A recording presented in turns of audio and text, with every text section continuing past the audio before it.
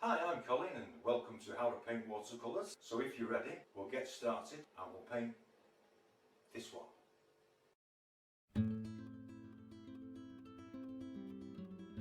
Hello and welcome to How to Paint Watercolours with me, Colin. I've chosen another Rocky Shores painting to do, and I've just stretched my paper, wetted it both sides, allowed it to stretch, and I've just left a thin film of water on. I'm going to take some Naples yellow. These are Magello Michigan Gold paints, and the makers say they don't fade as much as normal watercolours. This is a little bit of Crimson Lake. Just want to bring it in over the tops of them hills. Some French ultramarine, fairly weak. And I've just added some masking fluid around the surf lines where the water's coming, the waves are coming onto the shore. Just a touch stronger in the top. And I think we'll just throw a little bit in here into the sea.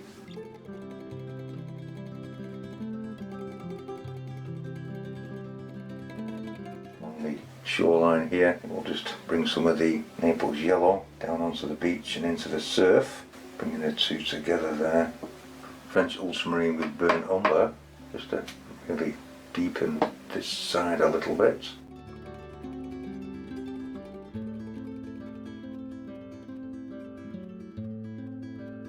I also want to add that in as well.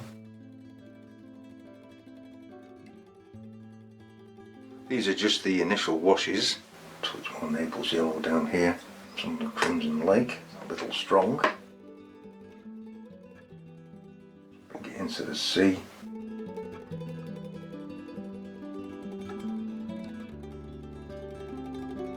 Put some Naples yellow in as well, so you can see the sand underneath as it comes in. Darken the sea off around here a little bit. The body's laying flat and I'm just softening this through.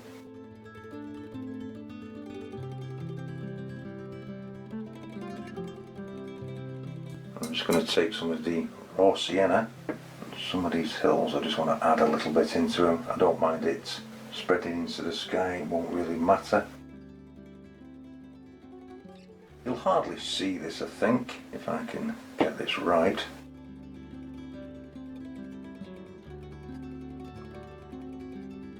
There is green on these hills and background mountains, but we'll see how we go with that. And I also want to add just a touch of this Crimson Lake in.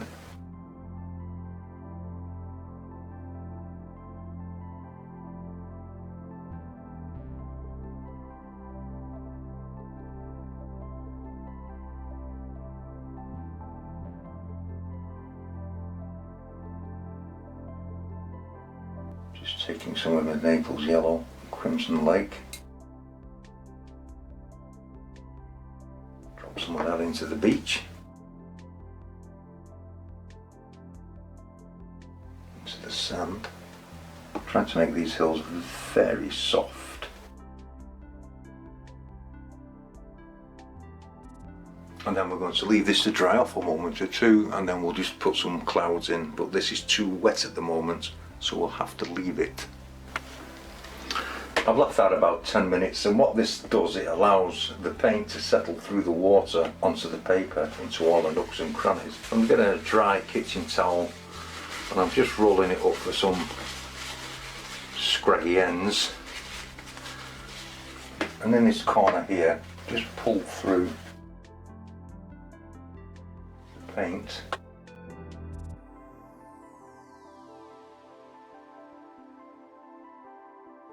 And you'll end up with some very, very subtle clouds.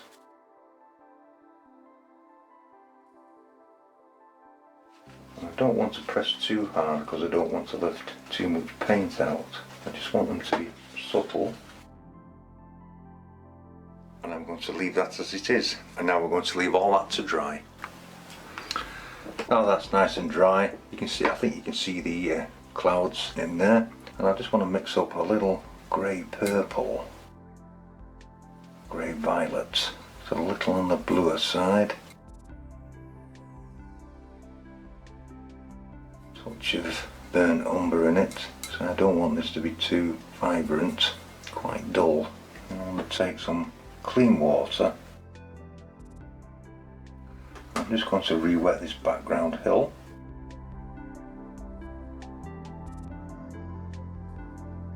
We'll be doing these one at a time. Just going to drop this in, allow it to drift, and some of the Naples yellow underwash will show through. This one's slightly darker on this side.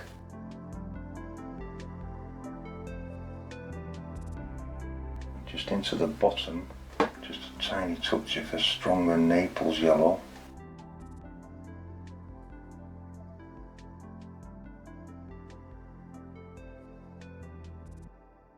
Just adding some little bits of shadowy form to it, but not much.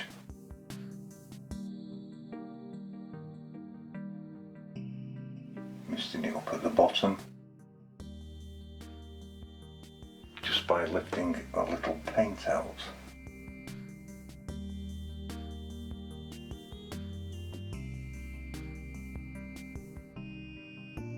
I want to take a little of that shadow green colour, just add a little, it's a little bit strong, way strong, so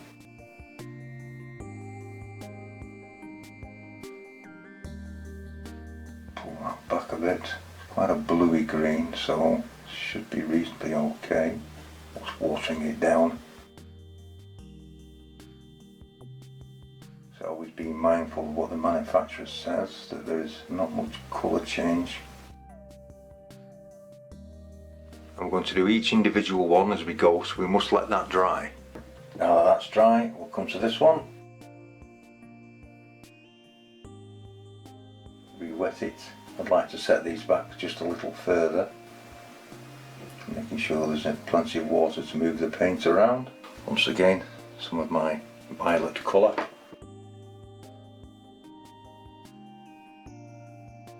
Paler on this side, where it comes to meet the sunlight.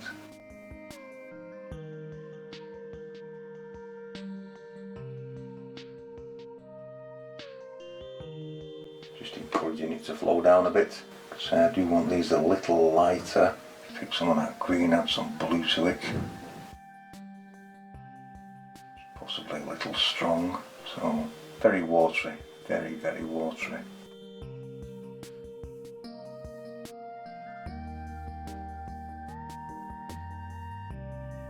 Once again, just misting up the bottom just helps to separate your mountains out.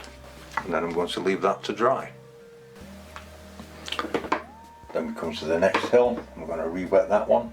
Always remember that we have this rock here that we need to make stand out, so this doesn't have to be too strong either. A little water.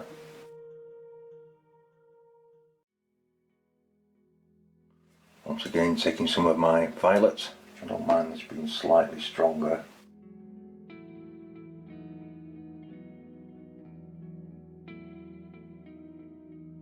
Greying it out.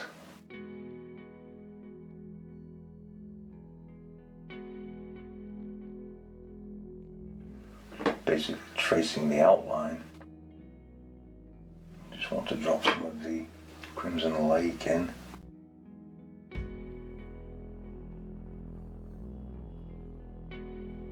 It's allowing it to drift further down, taking some of the paint away from this rock. I'll take some of the sky colour, Fence Ultramarine and Burnt Umber, just for a little bit of blue.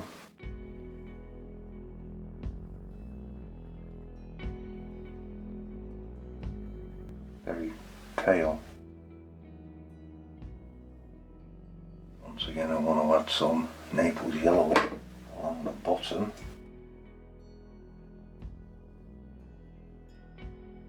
Brush that back.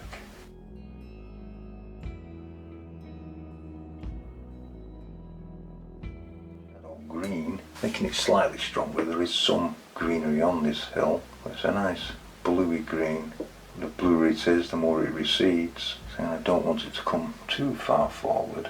Just dropping this in. Just making it slightly stronger than the other hills. A little stronger down on this point, just to pull this a little bit more forward. Almost making it look like trees kind of things growing here, trees and bushes.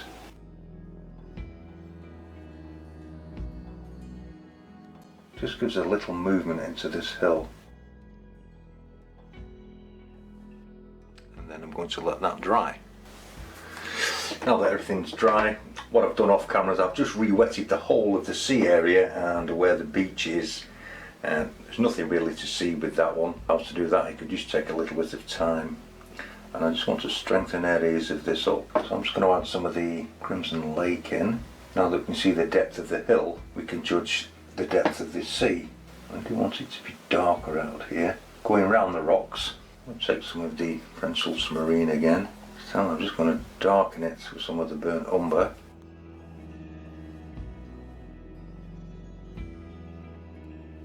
Mixing it in with the Crimson Lake, I'll put some deeper parts of the ocean in. And where the surf lines are, I just want to darken it and pull some patches back. This will help the surf lines to stand out.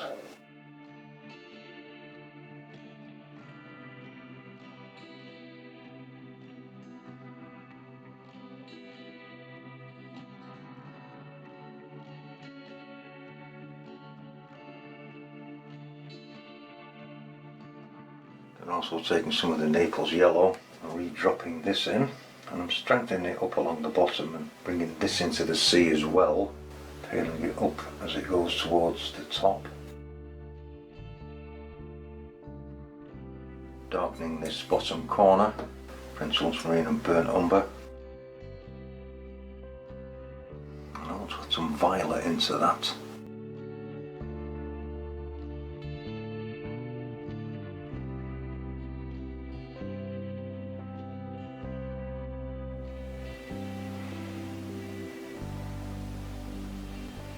Working that in. Remember, violet and yellow will grey each other out. It just adds a little bit more dynamic to the sand. Okay, and then we're going to leave that to dry. Now that your sea's nice and dry, just off camera, I've just re-wet all these rocks. Naples yellow, starting along the top. Into that I just want to drop some raw sienna.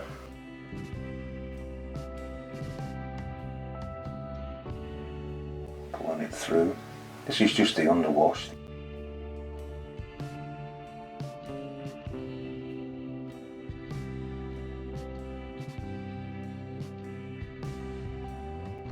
And also taking some of the straightforward burnt umber. Just dropping some of this in.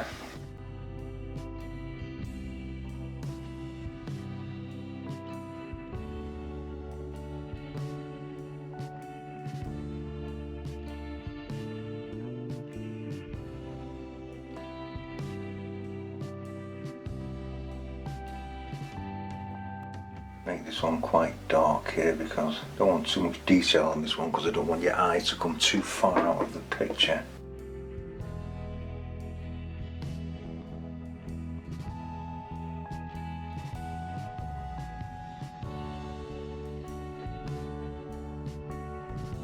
Then umber and French ultramarine. Now I can chop this in places as well. So I'm just leaving all this to merge together, some dark and light patches.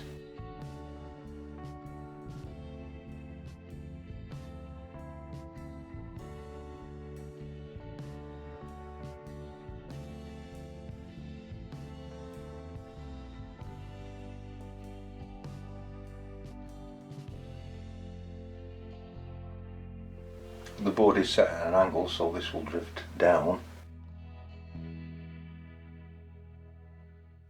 This will just create some interesting shapes when you come to put the crags in on the rocks. Now we have to leave that to dry. Let's just mix up a little more colour, French ultramarine and burnt umber.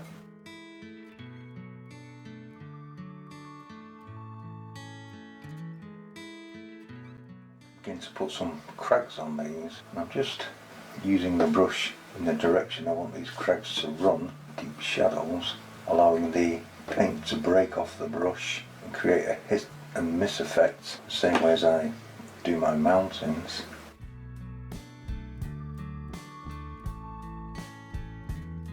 create the shape that you want for the crag.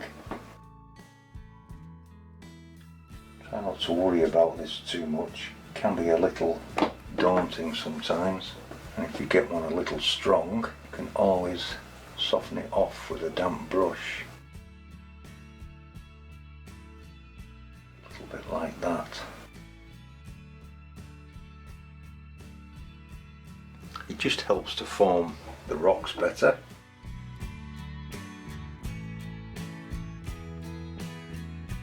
Don't get too much on your paintbrush. Using a round detailed brush with this.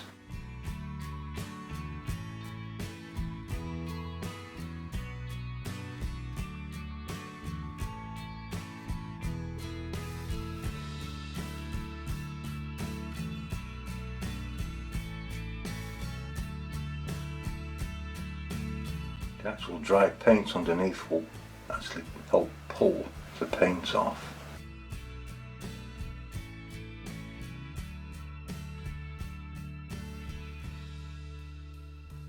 The crags on these rocks are running basically vertical. If you didn't want to, you can just shape it round like that.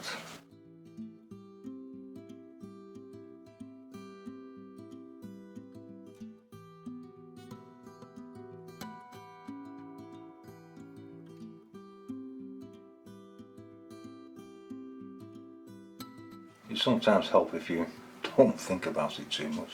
I want this one to be relatively in shadow, dark. A little bit of clean water under these. Drop a tiny bit of raw sienna in.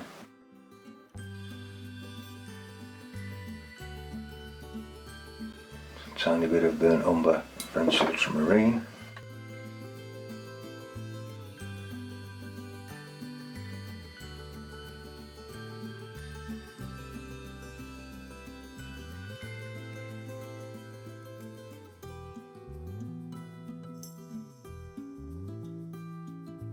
Maybe I want this to drift down a little further.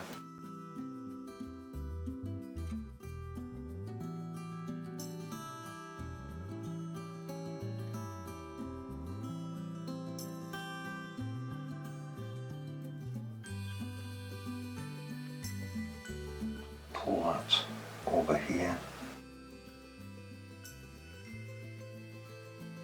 Just creating a shadow in between these two rocks.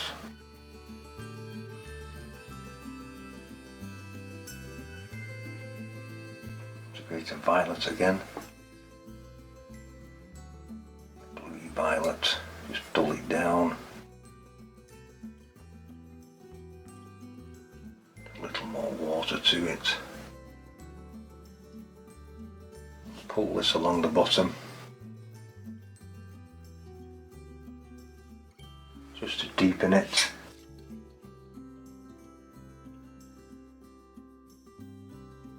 Just want to turn it round. Take a little water. Pull this down the sea, softening the edge. Both together.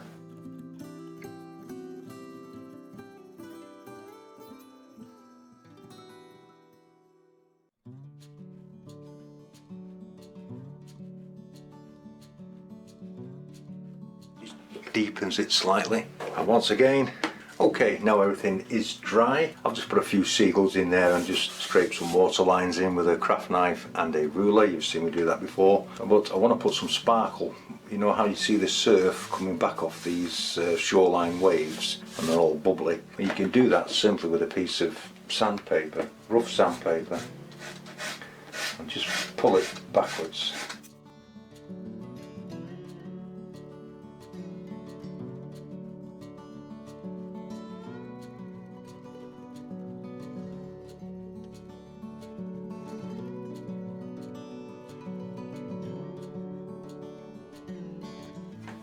And I just want to run, I think I'll just use some sepia for this, with a little French ultramarine, very thin dark line, just to help emphasise the breaking shoreline waves, and only do it on the side that you can see it.